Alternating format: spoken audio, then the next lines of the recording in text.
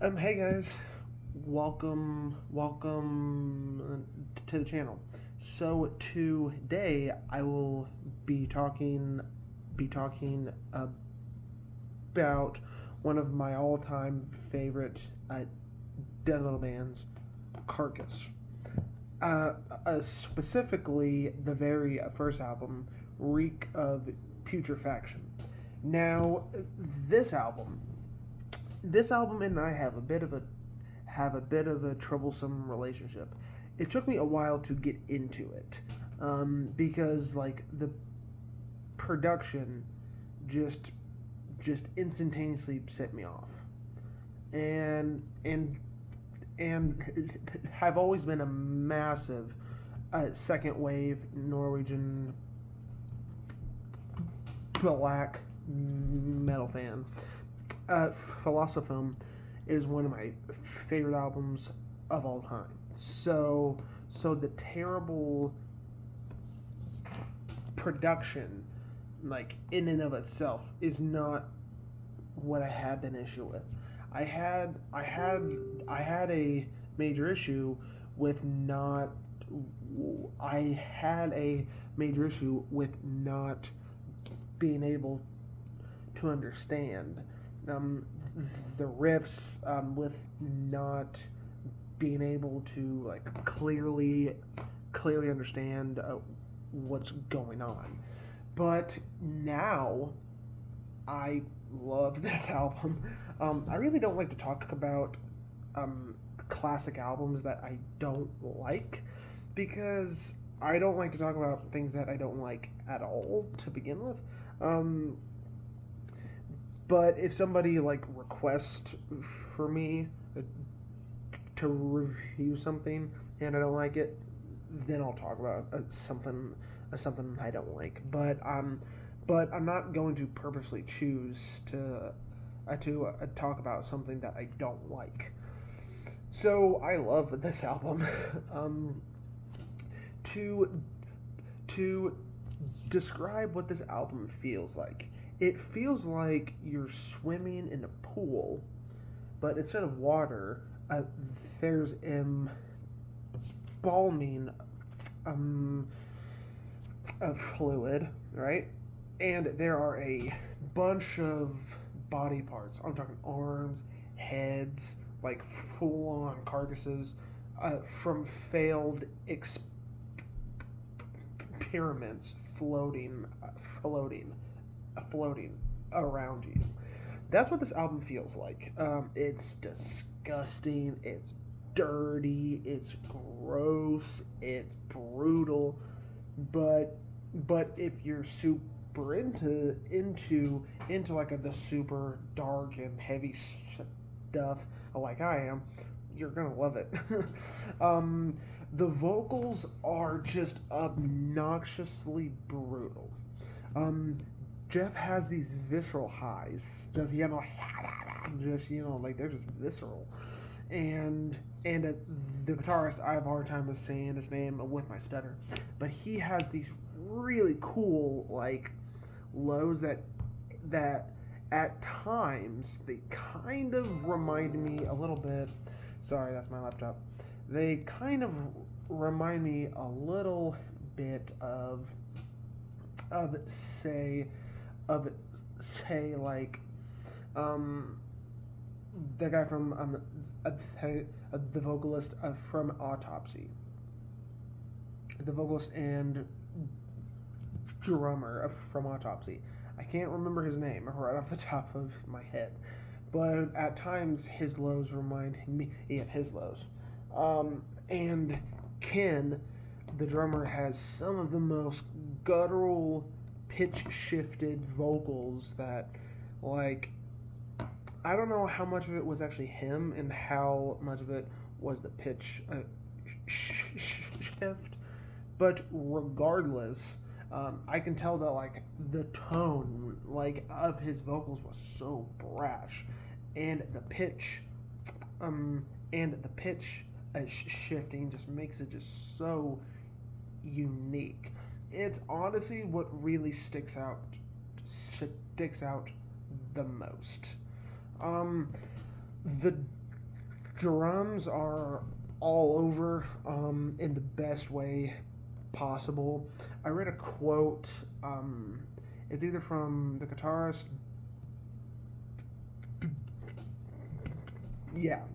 Sorry. It's either from the guitarist or from the bassist vocalist Jeff. But one of them said that for this album, they really didn't know what they wanted to write. They just wanted to write stuff as fast and as heavy as they possibly could. And the drums really, really feel like that. Like, like there's lots of blast beats. There's lots of skank beats. There's lots of at times even there's four on the floor, while they're just having this really like cool, weird walk down and type of riff. It's really neat, honestly. The guitars are so downtuned that they're just so heavy for the time. They're still heavy now, but it's just such a brutal album in the best way possible. This album started gore grind, and from what I know, this album and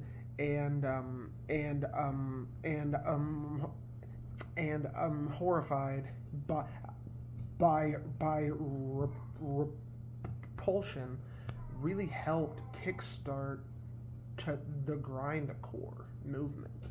And I don't know if Scum by Napalm Death, I don't know if that was released in the 80s or 90s. I'm thinking it was also in the 80s, but correct me if I'm wrong on that.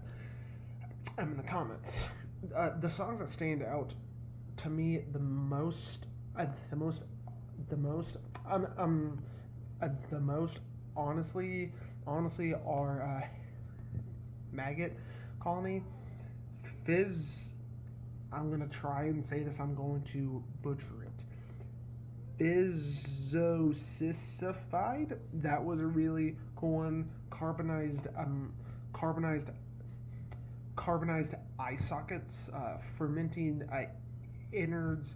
Excreted alive, and psychopathologist. The titles on this thing too are just so brutal. Now I'm going to cycle back around to the production. I'm going to be like fully honest.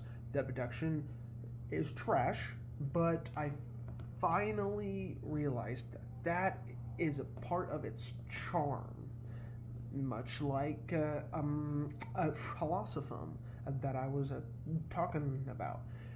The production on that album is literally the worst I've ever heard, but that's a part of the charm, and it's the same thing here. The production is just so charming. I finally realized that. The lyrics are comical. They're so... You can tell that... Like, let me search this up right quick, if you just give me a minute, because I have to search this up, because there is no way in God's green earth I could remember what they called themselves on this album. It's just, like, you can't read what they call themselves and tell me that they were taking themselves seriously. I mean, like, look at this. Frenzied fornicator of fetid fetishes and sickening grisly feats. That's what Jeff Walker called himself, and the guitarist, who I physically cannot say his name, gratuitously brutal asphyxiator of ulcerated pyo and exanthus gorgeous. I don't even like, like you cannot read this and tell me that they were taking themselves super duper seriously. I mean, this is just so silly. It's comical, and but but but that is just so iconic. Like, like this album, like the comically gory lyrics. It's it started the gore grind movement, and there have been so many bands that have copied this sound. Um, I mean, like bands like Hemorrhage, Dead Infection, the county, the the county medical examiners, like bands like that have been just so influenced by this iconic album that it's still that that that his albums this album's this album's this album's sorry this this album's influence 37 years later is still being felt, and that is just incredible. The only negative that I can really think about it is that the solo tone, specifically in the track "Vomited Anal Tract," what a name. The solo tone in that song specifically, and on some of the others, are so ear piercing. I thought they hurt like hell. Honestly, like it's just so just ear piercing that literally, like every time I hear the solo tone on that song, I literally wince like ish, I didn't really like that ish, literally every single time, and so that's the only thing production wise that I still have a major issue with, is that if something if something is physically painful to listen to, I'm probably not gonna like that. But that's the only thing. Everything else with this album is just awesome. Um, so overall, it's a fun time as long as you know what you're getting yourself into. It's just a blast of gory fun.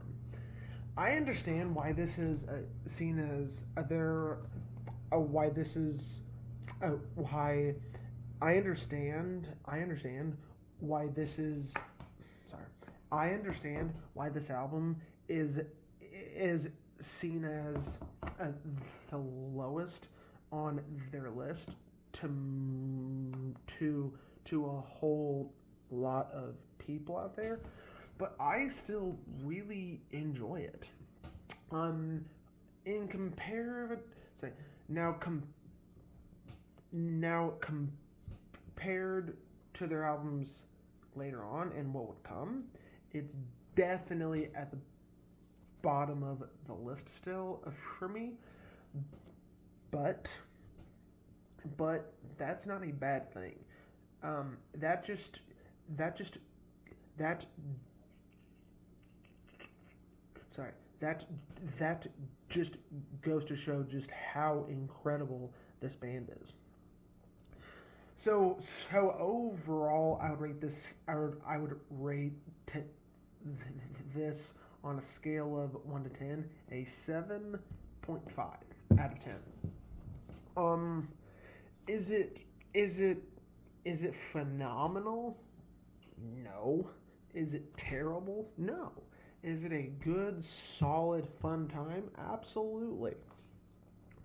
This is like the equivalent of a good, solid popcorn, like a popcorn style sorry, of a popcorn style sh- shoot them up style of damn it, sorry. This is the equivalent of a popcorn style film. Is it as good as is it as good as The Godfather? No. Is it as terrible as Troll 2? No. Is it as is it as enjoyable and fun as John Wick?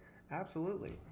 This is a really fun time, but you gotta know what you're getting yourself into. So yeah, that is it. Uh, Thank you guys for everything.